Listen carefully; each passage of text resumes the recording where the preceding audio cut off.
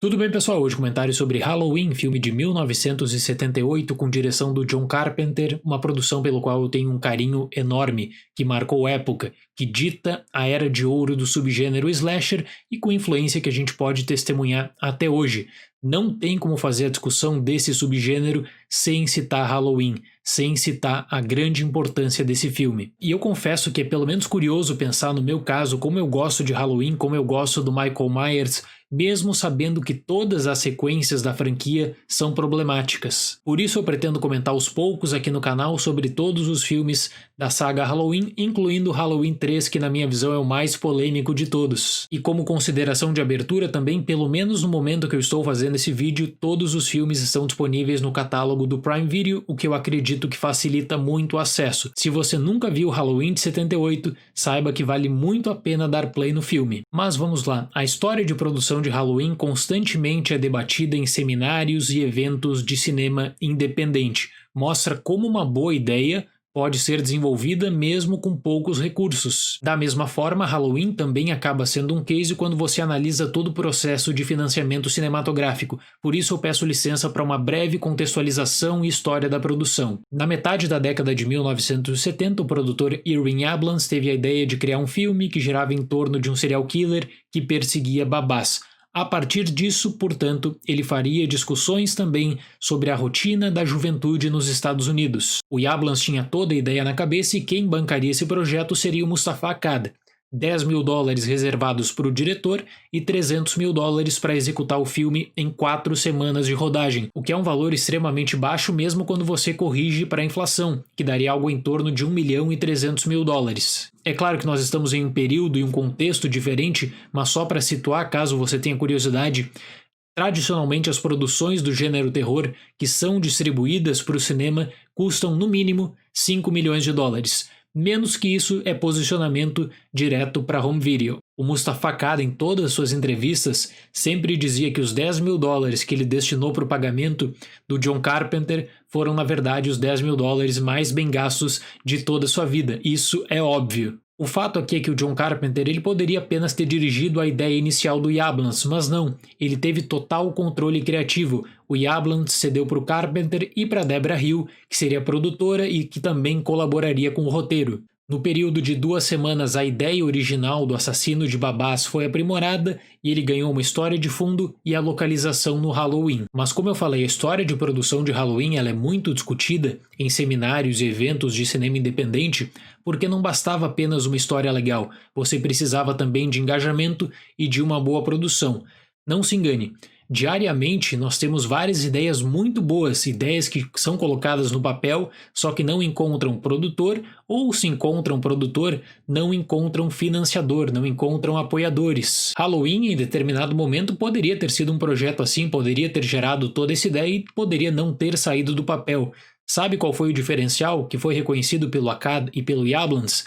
A paixão do Carpenter e a paixão da Debra Hill. Pessoas que demonstravam entusiasmo, estavam no começo de suas carreiras, tinham boas ideias, não queriam reciclar elementos tradicionais do gênero terror. E a partir dessa paixão que Halloween saiu do papel para revolucionar o subgênero slasher. Eu faço a divisão da história de Halloween em 3 momentos. O prólogo conta como Michael Myers, de apenas 6 anos de idade, mata sua irmã na noite de Halloween do ano de 1963. Fortemente inspirado na abertura de Touch of Evil do Orson Welles, muito pelo uso do boom shot, o Carpenter nos coloca no ponto de vista do assassino, em uma marcante tomada que acaba com a indefinição.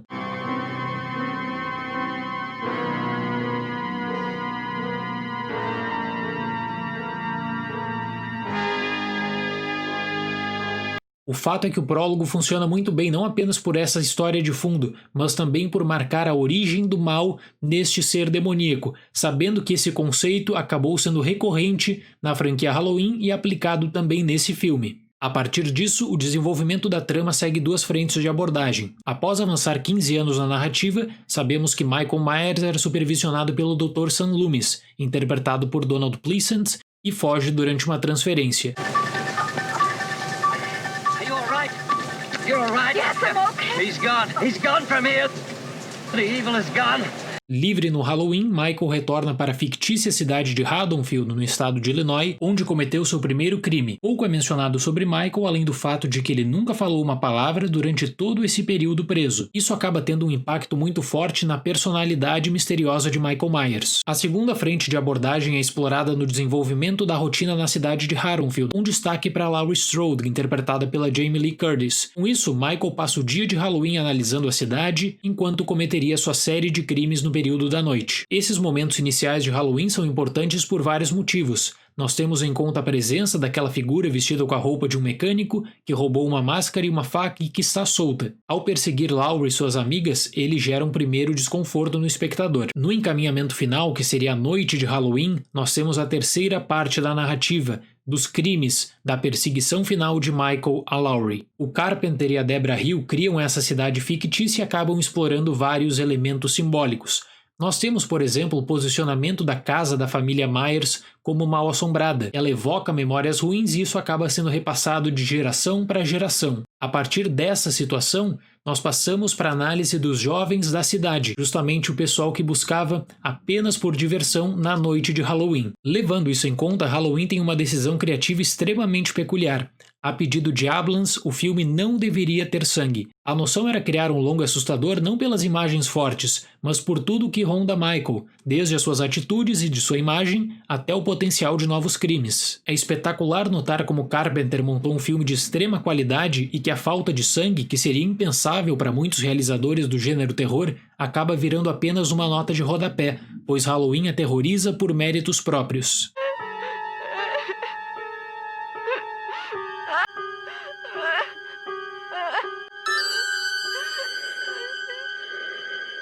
E hoje em dia, quando a gente discute a relação sangue e cinema, geralmente temos em conta a classificação indicativa. O realizador não quis colocar sangue para justamente ter uma classificação indicativa menor nos Estados Unidos. Esse não era o caso de Halloween. Halloween teve a classificação indicativa R. Isso ocorre também pois o Carpenter e a Hill acabaram tornando o filme mais íntimo dos jovens, e por isso existe a exploração da nudez e de pessoas com pouca roupa. A leitura de que a nudez escancara a vulnerabilidade dos personagens foi celebrada com Psicose de Hitchcock, e Halloween de Carpenter e Hill apenas amplia essa noção. O roteiro de Halloween por vezes é absolutamente simples, mas toda a ambientação é tão forte e tão boa que acaba apagando mesmo os erros pequenos. E Halloween não seria aquele filme que foi concebido como um terror autoral que buscava reconhecimento, que buscava prestígio. Não.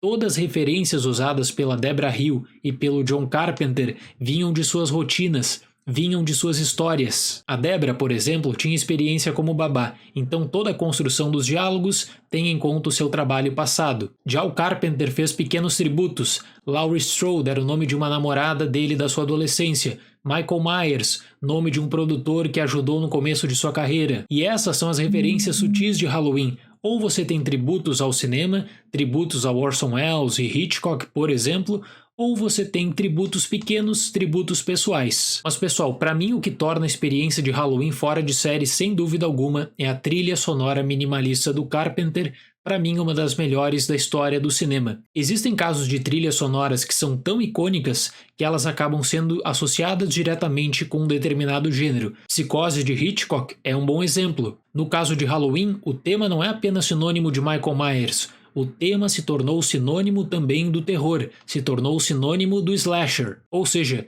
transcende meras classificações. É uma das trilhas que eu mais tenho prazer em ouvir.